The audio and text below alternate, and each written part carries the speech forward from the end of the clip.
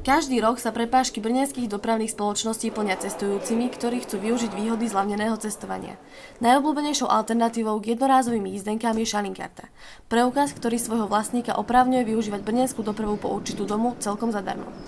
Jednou z mnohých, ktorí sa rozhodli znížiť svoje náklady na cestovnom, bola aj 20-ročná študentka Masarykovej univerzity zo Slovenska.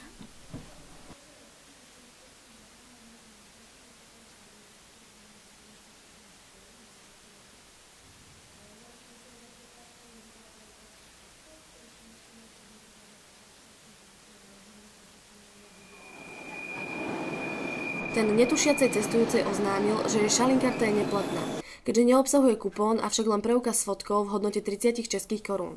Kupón v hodnote 685 korún, za ktorý si zaplatila, jej zamestnankyňa Českých dráh bohužiaľ nevydala.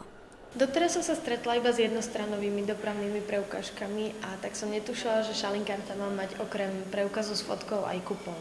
Dá se říci, že tenhle případ, kdy tedy vidíme, že ve městě Brně je spousta studentů, kteří třeba neznají ten systém, neví, jak má vypadat správně šalinkarta, že se skládá ze dvou částí v podstatě, tak je to taková motivace k tomu, že můžeme přistoupit k nějaké větší osvětě. My jsme tedy společně s tím koordinátorem té jihomoravské dopravy se společností Cordis vlastně v loňském roce vydávali takovou brožuru právě pro studenty. Dozorčí Českých dráh pani Skácelová za vzniknutú situáciu viní nepozornosť a nevedomosť poškodenej. Vy ste uzavřela smlouvu s dopravným podnikem, že budete jezdiť na zlevnené jízdenky Žákovské. A máte svoje povinnosti vedieť. Hneď ako sa poškodená dozvedela o neplatnosti svojej šalinkarty, obrátila sa na České dráhy s prosbou o pomoc pri riešení vzniknutého problému. Spoločnosť České dráhy sídliacu na hlavnom nádraží navštívila dokopy 4-krát. S kompetentnou osobou, a teda dozorčí Českých dráh pani Skácelovou, hovorila až pri poslednej návšteve, a to až po spísaní prehlásenia o jej situácii. Verdikt vedenia Českých dráh však znie jasne.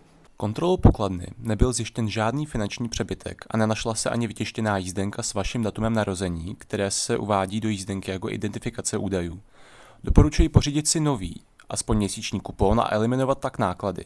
Ještě jednou se omlouvám, je však potřeba si u přepážky všechno zkontrolovat. Na pozdější reklamace nebereme zřetel.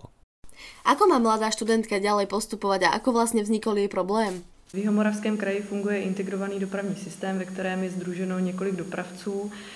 To znamená, že předplatní jízdenku, která platí ve městě Brně, si můžete koupit například jak u dopravního podniku města Brna, tak vlastně na Českých drahách. V případě Českých drah, kdy tedy ty kupóny jsou vypisovány zřejmě ručně a nezadává se to nikam do systému, čili není tam vlastně databáze, tak je prostě problematické nějakým způsobem potom zpětně chtít ten duplikát nebo nějakou náhradní šalinkartu.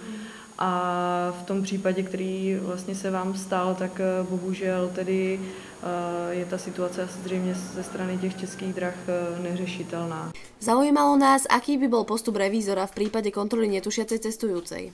No samozřejmě jako podle toho standardního postupu by ten revizor udělil pokutu. Kde sa teda stala chyba a kto za ňu v konečnom dôsledku zaplatí?